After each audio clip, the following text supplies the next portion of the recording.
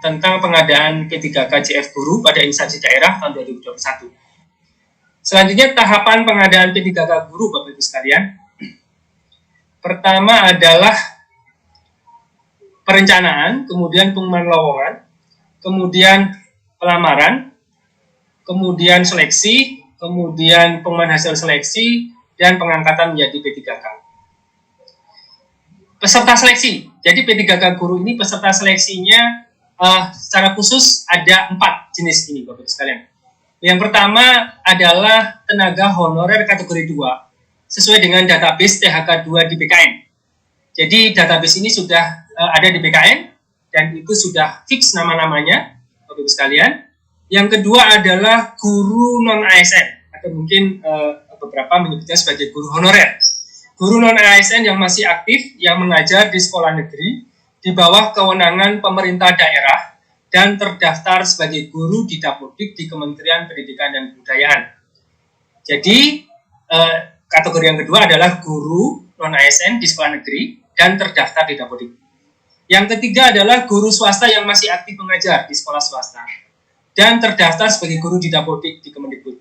Jadi sama, guru swasta di sekolah swasta, tapi terdaftar di Dapodik. Yang keempat adalah lulusan pendidikan profesi guru yang belum menjadi guru dan terdaftar di database lulusan pendidikan profesi guru Kemendikbud. Jadi yang keempat ini bagi masyarakat umum lainnya yang sudah lulus PPG namun belum menjadi guru, itu diberi kesempatan pula untuk mendaftar. Bapak Ibu sekalian, terkait dengan ketentuan pengadaan P3K Guru ini, ada beberapa hal yang menjadi khusus ya. Jadi yang pertama, seleksi akan terdiri dari seleksi administrasi dan seleksi kompetensi. Ya. Sedangkan seleksi kompetensi tersebut akan dilaksanakan sebanyak 3 kali. Ya, sebanyak 3 kali. Kemudian seleksi kompetensi akan menggunakan CAT UNBK Kemendikbudristek, jadi tidak menggunakan CAT BKN. Ini nanti koordinasi dan lain sebagainya akan dilakukan oleh Kemendikbudristek. Kemudian nanti sertifikat pendidik dan kualifikasi pendidikan itu akan merujuk di SE Dirjen Guru Tenaga Pendidikan Kemendikbud nomor 1460 dan seterusnya tanggal 15 Maret 2021. Yang ini juga sudah kami sampaikan pada kesempatan sebelumnya. Baik. Baik, ini pengaturan bagaimana keempat peserta tadi ya bisa mengikuti baik di seleksi kompetensi pertama, seleksi kompetensi kedua, maupun seleksi kompetensi 3.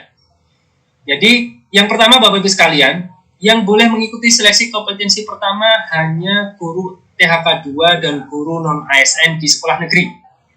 Kemudian, di seleksi kedua yang boleh mengikuti mereka yang tidak lulus di seleksi kompetensi pertama, namun kemudian juga sudah ditambah dengan guru swasta dan lulusan PPG, tadi peserta nomor 3 dan nomor 4. Yang ketiga, pada saat seleksi ketiga, siapa yang boleh ikut?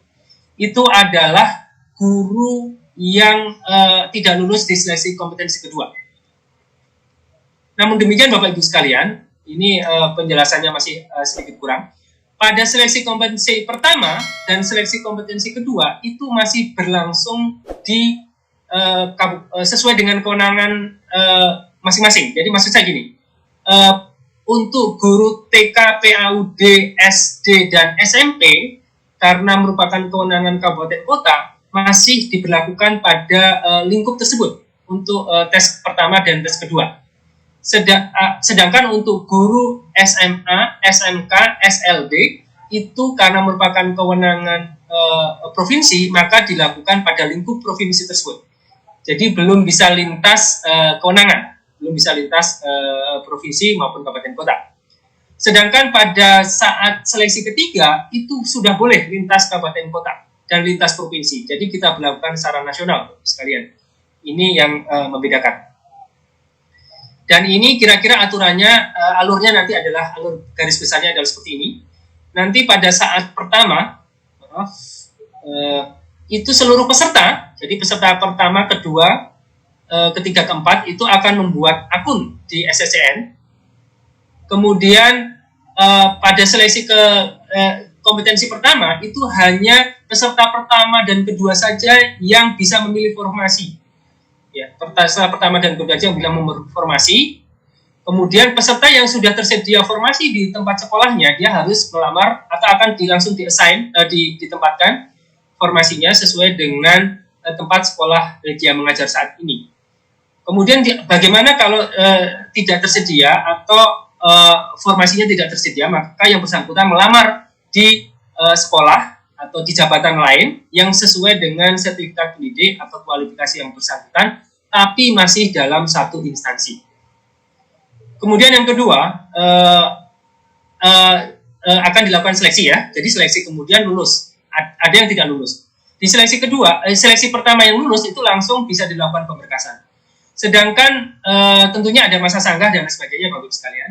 Dan yang tidak lulus maka diberi kesempatan untuk mengikuti seleksi kompetensi yang kedua.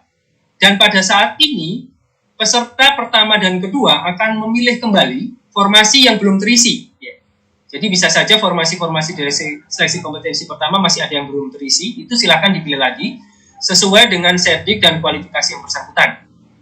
Kemudian peserta 1 dan 2 dan 3 tidak dapat melamar di instansi lain, masih dalam satu kewenangan.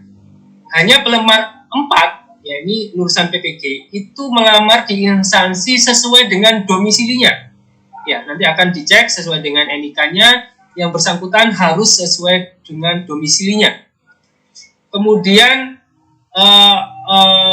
akan berlangsung ya, seleksi kompetensi kedua akan berlangsung. Kemudian misalnya lulus, ada yang lulus dan ada yang tidak lulus. Dan bagi mereka yang tidak lulus akan berlanjut di seleksi kompetensi 3, tapi saat ini berlangsung secara nasional. Jadi nanti peserta bisa memilih formasi secara nasional di tempat lain sesuai dengan serdik atau kualifikasi yang bersangkutan. Jadi dari kabupaten A boleh ngambil kabupaten B, boleh ke provinsi C, dan seterusnya. Juga boleh yang tadinya di SMP, boleh memilih ke SMA, SMA boleh memilih ke SMP, dan seterusnya sesuai dengan serdik dan kualifikasi yang bersangkutan. Kemudian Bapak Ibu sekalian, setelah itu selesai, ya, nanti seleksi kompetensi 3 selesai, itu ada mekanisme pengisian kebutuhan yang belum terpenuhi. Jadi ada formasi-formasi yang kosong itu akan kita penuhi dengan mekanisme yang secara otomatis. Jadi tidak melakukan seleksi lagi. Tidak akan melakukan seleksi lagi, kita akan melakukan secara otomatis bagi mereka yang memenuhi nilai ambang batas dan berperingkat terbaik. Dan itu nanti akan ditempatkan sesuai dengan jabatan, bentuk satuan pendidikan dan instansi yang dilamar, di mana metode penentuan sekolah tersebut akan ditentukan kemudian nanti bersama-sama dengan Kementerian Pendidikan dan Kebudayaan. Baik, selanjutnya ada satu hal lagi Bapak Ibu sekalian yang perlu menjadi perhatian, bahwa nilai passing grade itu pada seleksi kompetensi pertama, kedua, ketiga bisa dipergunakan. Jadi seandainya seseorang melamar pada jabatan taruhlah guru PPKN SMP gitu ya, guru PPKN SMP pada seleksi kompetensi pertama, dia lulus passing grade tapi kemudian dia tidak lolos formasi karena kalah saingan, dan kemudian dia harus masuk ke seleksi kompetensi kedua, maka pada saat seleksi kompetensi kedua, passing grade yang bersangkutan masih bisa dipergunakan. Dan dia juga masih tetap bisa mengikuti seleksi di kompetensi kedua tersebut. Dan kemudian kalau yang bersangkutan juga lulus passing grade, maka dia diberi kesempatan untuk memilih yang terbaik mana passing grade-nya di antara seleksi kompetensi pertama ataupun seleksi kompetensi kedua. Begitu juga pada waktu seleksi kompetensi ketiga. Maka nilai yang lulus passing grade kompetensi pertama, kedua masih akan diperhitungkan dengan catatan Bapak Ibu sekalian, dengan catatan jabatan dan bentuk satuan pendidikannya sama. Jadi kalau tadi melamar pada guru PPKN SMP, di pertama, kedua, dan ketiga juga melamarnya pada jabatan yang sama. Tapi kalau kemudian yang ketiga, misalnya ya, yang ketiga dia melamar pada guru PPKN SMA, maka kemudian passing grade yang pertama dan kedua menjadi tidak bisa diperhitungkan. Itu aturannya.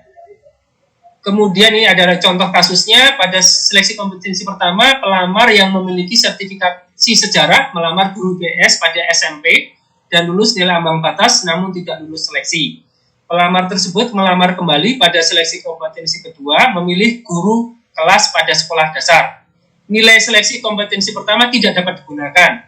karena peserta mendaftar di jabatan yang berbeda. Ini aturannya. Jadi mungkin penekanan dari apa yang telah kami sampaikan di sebelumnya. Baik. Kemudian Bapak Ibu sekalian, ada mekanisme penambahan nilai pada kompetensi teknis. Jadi ini pemerintah mencoba untuk mengapresiasi beberapa hal terkait dengan sertifikat pendidik, kemudian juga disabilitas, dan terkait dengan usia, dan kekhususan terkait dengan THK X kategori 2. Ada 4 yang kita akomodir Bapak Ibu sekalian. Yang pertama adalah bagi mereka yang memiliki sertifikat pendidik yang linear dengan jabatan yang dilamar, sesuai dengan jabatan yang dilamar, maka akan diberikan nilai 100% dari nilai maksimum kompetensi teknisnya. Jadi berlaku untuk semua peserta yang memiliki sertifikat pendidik yang linear dengan jabatan yang dilamar. Jadi akan mendapatkan nilai 100% untuk yang memiliki sertifikat pendidik yang linear. Kemudian apabila yang kedua, tambahan nilai apabila yang bersangkutan berusia di atas 35 tahun. Ini berlaku untuk peserta di atas 35 tahun dan berstatus aktif sebagai guru selama 3 tahun terakhir berdasarkan data Dapodik. Jadi berusia 35 tahun dan statusnya aktif sebagai guru 3 tahun terakhir. Itu juga akan mendapatkan penambahan nilai 15%. Kemudian yang ketiga adalah penyandang disabilitas. Ya. Itu karena kita tidak menyediakan formasi khusus untuk disabilitas di sekolah-sekolah tertentu, maka penyandang disabilitas pada prinsipnya dapat melamar pada seluruh jabatan. Hanya ada beberapa jabatan yang tidak dilamar, itu ada di permenpannya juga, oleh beberapa jenis disabilitas tertentu. Dan kemudian setelah dilakukan verifikasi, maka kemudian yang bersangkutan berhak mendapatkan nilai 10% dari nilai maksimum kompetensi teknis. Kemudian penambahan nilai yang keempat adalah THK 2.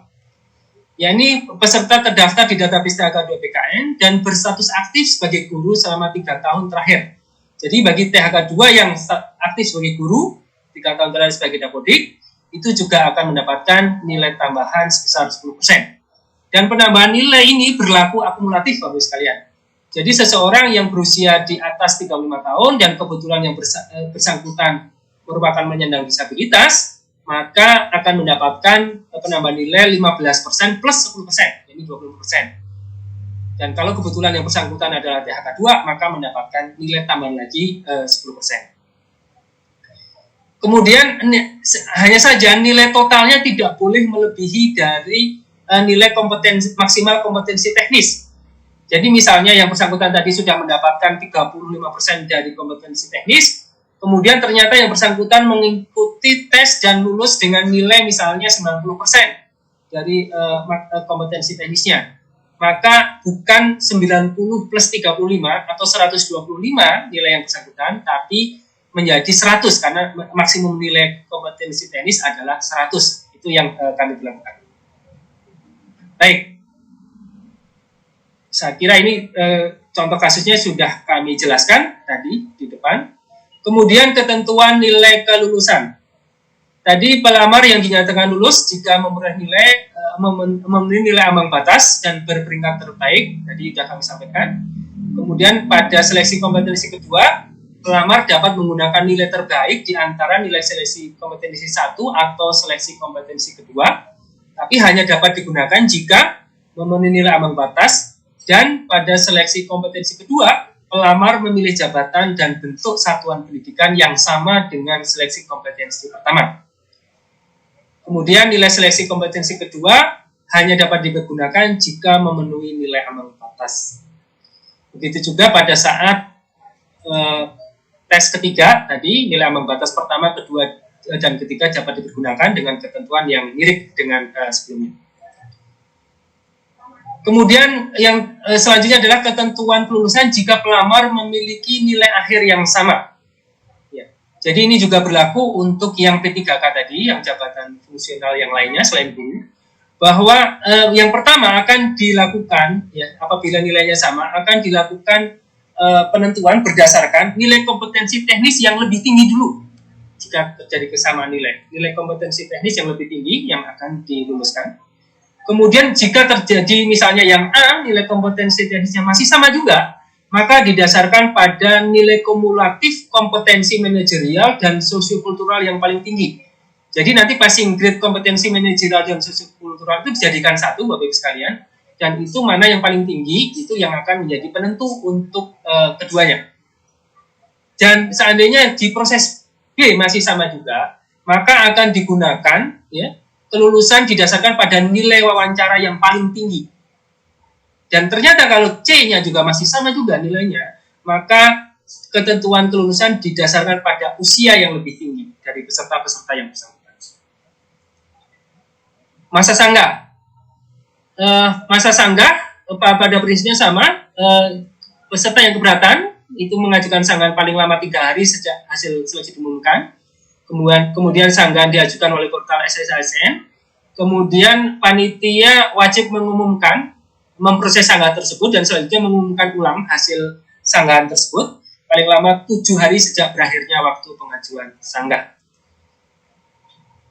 Saya kira demikian Bapak Ibu sekalian yang dapat kami sampaikan. Terima kasih atas perhatiannya, dan kita masih bisa ada beberapa waktu lagi untuk kita lakukan sesi tanya jawab ataupun barangkali ada yang ingin disampaikan kepada kami. Terima kasih.